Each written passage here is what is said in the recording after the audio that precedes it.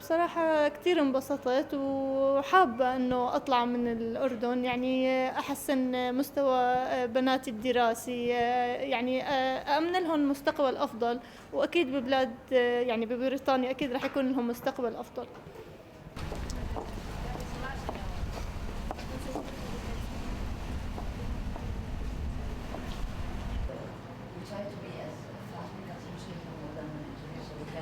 اوكي اسراء عمرك 10 سنين ولا 11 كمان 11 تقدر نختلف انا وياك. لاي صف واصله؟ سابع. شطوره بالمدرسه؟ يعني بتوقع شيء طبيعي الدول تخاف يعني أو تحسب حساب إنه أي حدا من اللاجئين يكون إرهابي، وبس ما بتوقع إنه أنا أكون سبب أي مشكلة، لأنه يعني أنا وبناتي وبدنا نعيش بسلام وبس، مش طالبين أكتر من هيك.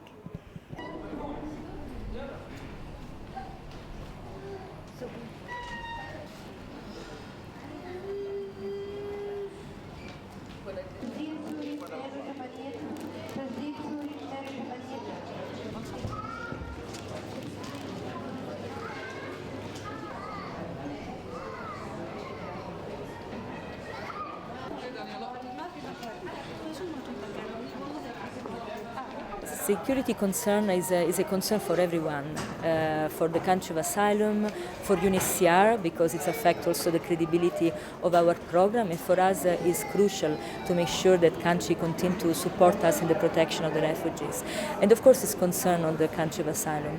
As I mentioned, we believe that the resettlement program is one of the most scrutinized programs if you compare also with other migration pathways. And we have been working, that's why, very closely with different countries, especially with the US authorities in the last years, and also with last year's special pilot that we did, in order to enhance and to monitor and to be always aware of possible situation that can be improved. Having said this, the resettlement program is normally considered one of the most scrutinized. From the countryside, it can take up to a few years. And from UNHCR, we have regular interviews, double check, check and balance. So we really, it's a very intense work.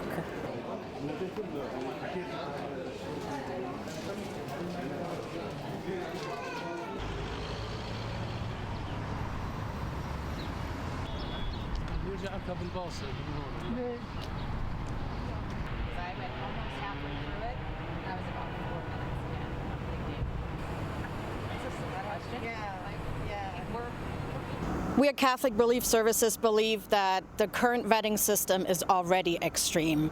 It can take up to 18 months, sometimes even 2 years, for all the background checks and security checks to be done. So that's how long refugees already have to wait.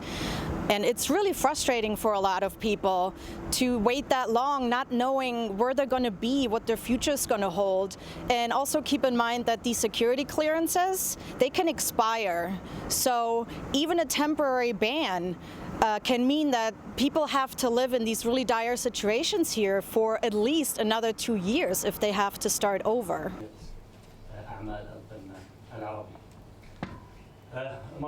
مع كافة الشؤون الدولية والمحلية بكل شفافية وبكل انفتاح.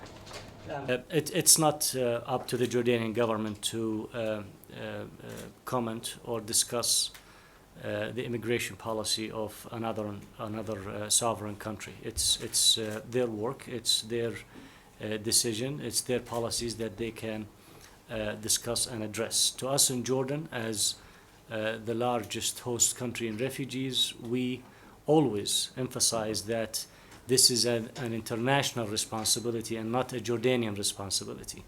According to international humanitarian law, nations and international organizations must help host countries and must help refugees. We say this because we believe it's the right thing to do, believe it's consistent with international humanitarian law, believe it's the right investment for the international community to make, because if we don't do this, then we will have generations of lost refugees, uneducated refugees, abandoned refugees that will continue to create further problems to the host communities.